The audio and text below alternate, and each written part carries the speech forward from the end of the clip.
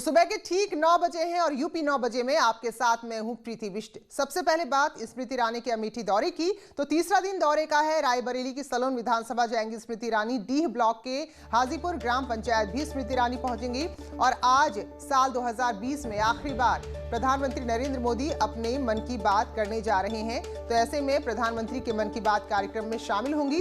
दोपहर 12:15 बजे दिल्ली के लिए रवाना हो जाएंगी। तो 3 दिन के दौरे पर है स्मृति ईरानी अपने संसदीय क्षेत्र अमेठी में।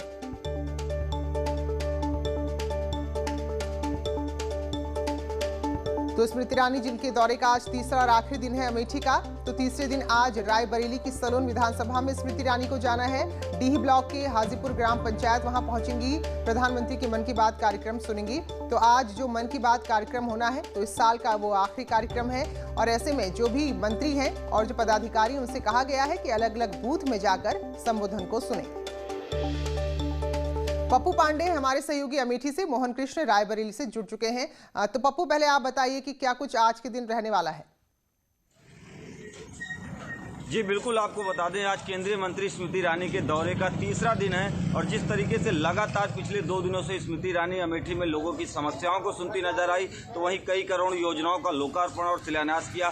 आज दौरे के तीसरे दिन स्मृति ईरानी, आप मेरे पीछे देख सकते हैं, ये स्मृति ईरानी का कैंप कार्यालय है। स्मृति ईरानी फिलहाल इसी कैंप कार्यालय में है। यहाँ पे फरियादी भी पहुँच रहे हैं, पहले उनकी जन समस्याओं को सुनेंगी, उसके बाद स्मृति ईरानी का काफिला यहाँ से रायबरेली जिले के डी ब्लॉक में हाजीपुर ग्राम पंचायत रवाना होगा, जहां वो वहां के लोगों की भी जन समस्याओं को सुनेंगी। उसके बाद 11 बजे प्रधानमंत्री मोदी के मन की बात कार्यक्रम में शामिल होंगी। और आपको ये भी अपडेट कर दें कि आज अमेठी की नोडल अधिकारी मोनिका एस गर्ग भी 3 दिवसीय दौरे पर अमेठी पहुंच रही हैं। वो भी धान क्रय केंद्रों को लेकर और किसान संगठन और किसान नेताओं से वार्ता करेंगी। हमारे साथ भाजपा के एक महामंत्री हैं, आइए इनसे जानते हैं किस तरीके से इनका दौरा रहा और क्या कुछ रहा इस पूरे कार्यक्रम में।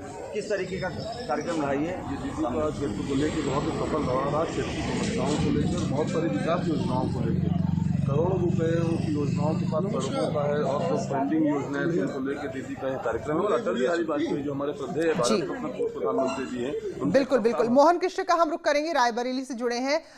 तो मोहन, यहाँ आज पहुंच रही स्मृति ईरानी, किस तरह की तैयारी है और संबोधन भी सुना जाएगा है प्रधानमंत्री का? जी नीतू, जिस तरीके से यहाँ पे प्रधानमंत्री मोदी के मन की बात के कार्यक्रम का होना है, यहाँ पे केंद्रीय मंत्री स्मृति ईरानी अब से लगभग 10:30 पौने 11 बजे के बीच में आ जाएंगी। जहाँ पे हाजीपुर गांव में पूरी तैयारियां हो चुकी हैं केंद्रीय मंत्री के कार्यक्रम की। और जिस तरीके से कल केंद्रीय मंत्री ने कहा कि अब इस बार रायबरेली पे सीट हमारे कब्जे में होगी, तो कहीं ना कहीं रायबरेली में बीजेपी जो है अपनी पैठ बनाने के लिए लगातार मंत्री का दौरा हो गया। जो केंद्रीय मंत्री ने जो दौरा किया इस बार, पहले दिन जब आई तो फिर रायबरेली के चंदापुर गांव गई थी और आज हाजीपुर में जो रायबरेली जिले का गांव है वहां पे प्रधानमंत्री के मन की बात सुनने का कार्यक्रम रखा गया है। तो कहीं ना कहीं जो मिशन केंद्रीय मंत्री का है उसके उस रास्ते पर बीजेपी चल पड़ी है। और यहाँ पे जिस तरीके से पीएम मोदी के मन की बात सुनने का कार्यक्रम थोड़ी देर में शुरू हो जाएगा। बिल्कुल, बहुत बहुत शुक्रिया मोहन कृष्ण आपका, और साथ में पप्पू आपका भी बहुत बहुत धन्यवाद। तो फिलहाल किसानों को समझाने की कोशिश लगातार हो रही है और इसको लेकर मुख्यमंत्री ने बड़ा फैसला लिया है। जो बड़े अधिकारी हैं, वरिष्ठ अधिकारी हैं, वो अब किसानों से वार्ता करेंगे, किसानों की समस्याएं सुनेंगे। तो तारीख आपको बता दें, 27, 28, 29, यानी कि आज का दिन, कल का दिन और परसों का दिन। अब इन 3 दिनों में हर जिले में अधिकारी जाएंगे, जो भी अलग अलग किसान संगठन हैं उनसे चर्चा करेंगे। कृषि कानून को लेकर उनकी क्या आपत्ति है, असल में कानून है क्या, ये सब कुछ समझाने की कोशिश इन 3 दिन में 27, 28 और 29 तारीख को बड़े अधिकारियों द्वारा की जाएगी। रंजना हमारी सहयोगी लखनऊ से जुड़ी है। तो रंजना, अब अधिकारियों को जोड़ा गया है ताकि वो प्रशासनिक स्तर पर लोगों को समझाएं कि भाई ये कानून से क्या फायदे हैं और अगर कोई दिक्कतें हैं तो उनको भी सुने। बिल्कुल, प्रधानमंत्री नरेंद्र मोदी के किसान संवाद के बाद अगर हम देखें तो लगातार जो है केंद्र की सरकार हो या योगी सरकार हो, राज्य की, दोनों तरफ से कोशिशें हो रही हैं कि किसी तरह से जो किसान बिल है उसके समर्थन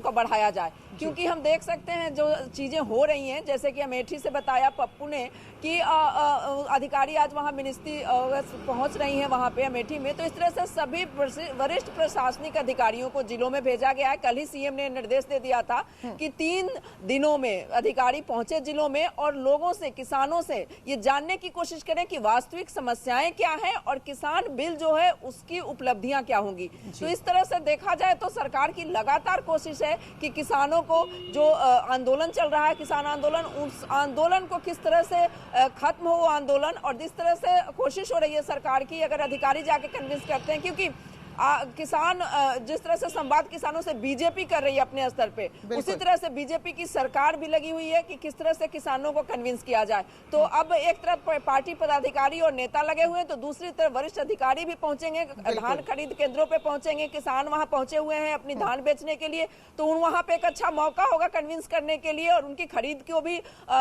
देखेंगे कि आखिर क्यों नहीं हो रही है, और दूसरी तरफ अपने बिल के बारे में भी बताएंगे। तो अधिकारियों को भी निर्देश दिए गए हैं कि अधिकारी जिलों में जाएं और 3 दिनों में देखें कि आखिरकार वास्तविक समस्या क्या है। प्रीति, तो इस तरह से योगी सरकार की कोशिश है कि किसान जो है, जो थोड़ी बहुत भी विरोध में नजर आ रहे हैं, वो समर्थन में नजर आए, क्योंकि उत्तर प्रदेश में किसानों का आंदोलन वैसे भी पश्चिमी उत्तर प्रदेश में ज्यादा है, पूरब में कम है।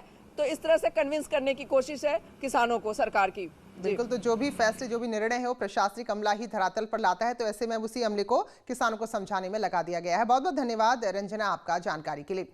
बड़ी खबर भदोही से है। यहां एक खड़े ट्रक ने कार को टक्कर मारी, जिसमें कार सवार 2 लोगों की जान चली गई है, 3 लोग घायल हुए हैं और वाराणसी उनको रेफर कर दिया गया है। ऊंच थाना इलाके के नवधन में NH-19 पर यह दर्दनाक हादसा हुआ, जहां ट्रक ने कार को टक्कर मारी। जरा देखिए आप, कितनी भीषण ये टक्कर हुई है। तो यहाँ पर एक खड़ा ट्रक था, तो जाहिर सी बात है रफ्तार कार की यहाँ पर इसकी वजह लग रही है। हमारे सहयोगी दिनेश इस वक्त हमारे साथ जुड़े हैं। तो दिनेश, क्या कुछ ये हादसा बयां कर रहा है? ये जो तस्वीरें लग रहा है कि जो रफ्तार थी वो यहाँ पर 2 लोगों की जान लेकर चली गई।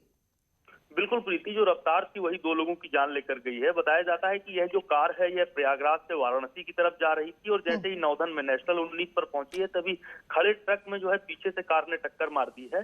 इसके बाद मौके पर पहुंची पुलिस ने घायलों को अस्पताल भेजा है। बाकी 2 लोगों की मौत हो गई है। जिन 2 लोगों की मौत हुई है उनका नाम संजय और गौरव सिंह बताया जा रहा है। फिलहाल जो घायल है उनकी हालत गंभीर बनी हुई है और वाराणसी में उनका इलाज चल रहा है। जी धन्यवाद दिनेश। तो सोचिए जरा, ट्रक खड़ा है और उसके पीछे इतनी जोरदार टक्कर कार ने मारी है कि उसका कार का हिस्सा देखिए आप, और 2 लोगों की जान इस दर्दनाक हादसे में चली गई है। शुक्रिया दिनेश आपका जानकारी के लिए।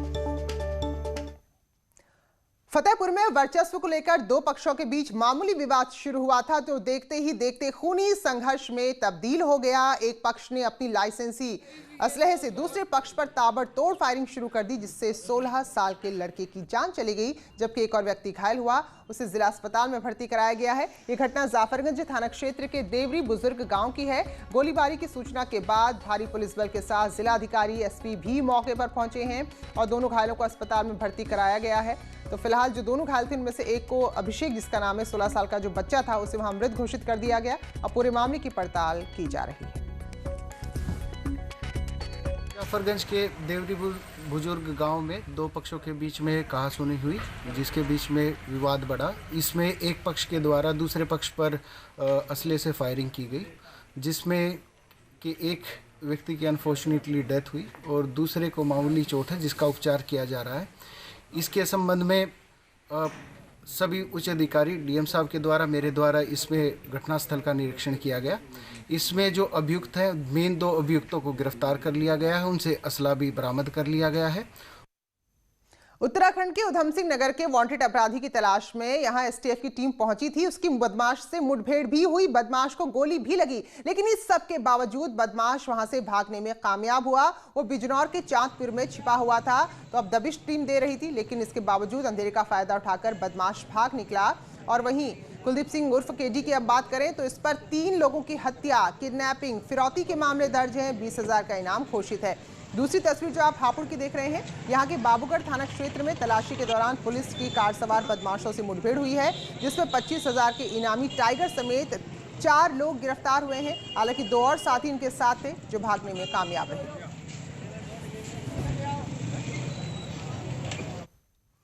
उधर आगरा में दो बदमाशों ने एक नामी कंपनी के गोदाम पर धावा बोला और 11 लाख की रकम लूटकर फरार हो गए। मामला थाना न्यू आगरा इलाके का है। इस वारदात के बाद कंपनी में मौजूद कर्मचारियों ने पुलिस को जानकारी दी तो पुलिस मौके पर पहुंची है, छानबीन की है और पुलिस का कहना है कि जल्द ही बदमाश पकड़ में आ जाएंगे।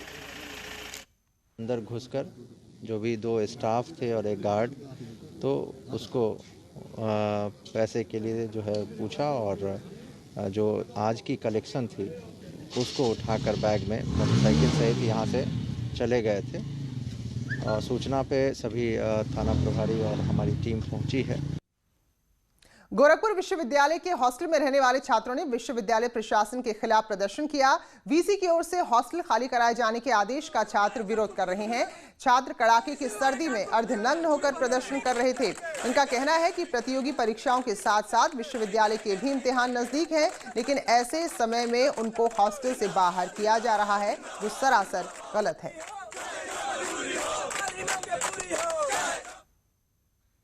एक छोटा सा ब्रेक ले रहे हैं, लौटेंगे जल्दी।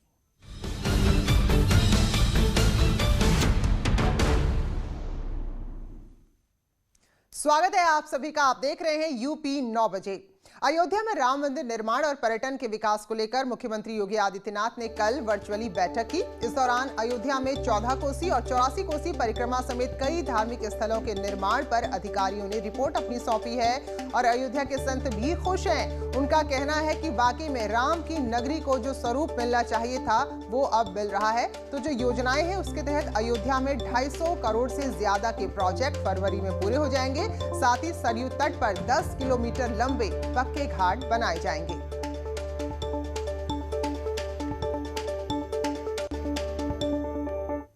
कार्य रही है। अयोध्या को हमेशा लोगों ने नजरअंदाज किया था, उपेक्षित रखा था, लेकिन वर्तमान सरकार और खासतौर पर से जब से योगी जी उत्तर प्रदेश के सीएम बने हैं तब से लगातार अयोध्या का जो खोया हुआ स्वरूप था वो पुनः प्रतिष्ठित हो रहा है। अयोध्या का विकास पूरे देश का विकास है, क्योंकि भगवान राम केवल अयोध्या के नहीं सारे विश्व के हैं। मुख्यमंत्री योगी आदित्यनाथ ने अयोध्या के विकास परियोजनाओं की समीक्षा की। उन्होंने कहा कि प्रदेश में अयोध्या को विकास का मानक बनाना है। साथ ही साथ उन्होंने निर्देश दिया कि त्रेता युगीन वैभव के साथ अयोध्या को संवारा जा सके। ऐसा वैभव दिया जाए अयोध्या को जिससे झलक मिले त्रेता युग की। कैमरामैन मनोज शाही के साथ रंजना, न्यूज़ 18 लखनऊ। तो फिलहाल इस बुलेटिन में इतना ही, लेकिन ब्रेक के बाद भी खबरें जारी।